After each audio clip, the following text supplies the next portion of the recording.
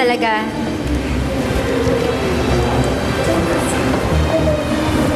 Daisy, bakit? Ako naman sagot mo. Ako, hindi pwede yan, Mimi. Ba't yun? Ako nakalit si Tuju. Hindi mo siya nakatingin eh. Pero may nakatingin sa atin. Ang damot mo naman. Lily, may problema ba? Wala po, teacher.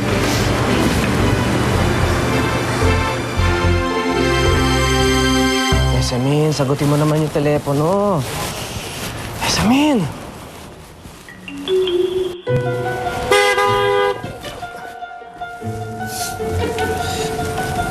Sir Bong!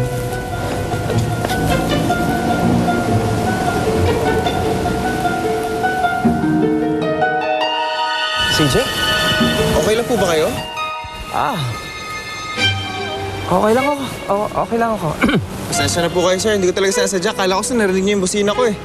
So, ako sinisisi mo. Ganun ba? Hindi naman po sa ganon, sir. Hindi, dyan sa tono ng pananalita mo, parang pinapalabas mo, nakasalanan ko, na nabangga mo ko. Mabuti na lang, hindi nabali itong kuko ko. Itong buto ko. Itong buto ko, hindi na... bali. Sorry po talaga, sir. Hindi ko talaga sinasadya, ha. Ayos na ba talaga kayo? Baka gusto niyo, dalhin ko kayo sa clinic.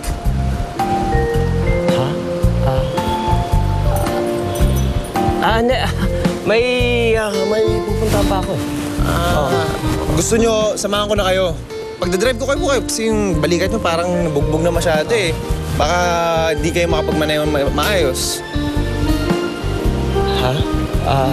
Okay. Sige. Sige ho. Okay. Salamat.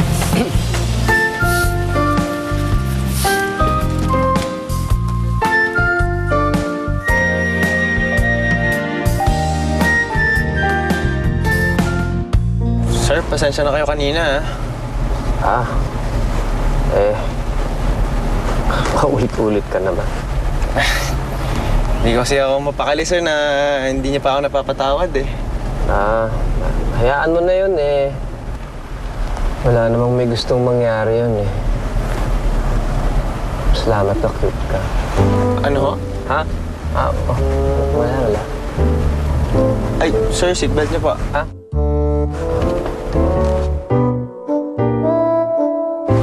Bakit ba ganito? Sandali lang, sir. Ayusin ko.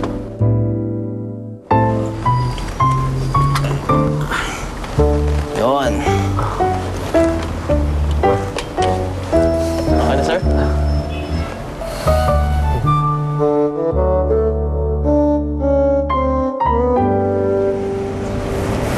Sige, sir. Antayin ko lang po kayo dito sa labas. Sige, salamat.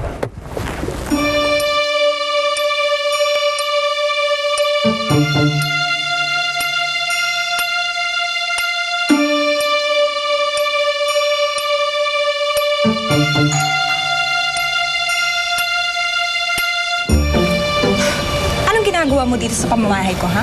Di ba sinabi ko ayoko na makita yung pagmumukha mo? Alis! Hindi ako aalis dito hanggat di mo inaalis ang sumpa. Sumpa? Anong sinasabi mong sumpa? Jessamine, huwag ka na mag-deny. Alam ko ikaw may kagagawa nito. Bakit ako nagkakaganito? Bakit minsan nagkikilos babae ako? Lakas na ng tama mo, no? Kasi lakas ng kulam na ipinataw mo sa akin.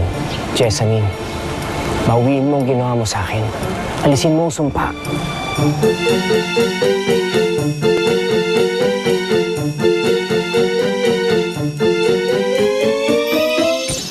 Hindi ako baliw.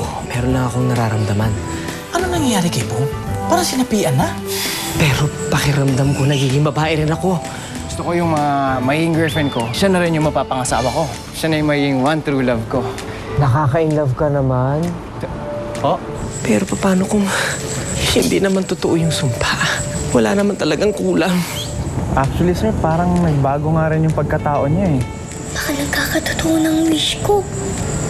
Hindi kaya wala talaga kayong sakit? Baka ibang dahilan yan sa nararamdaman mo? Tulad ng...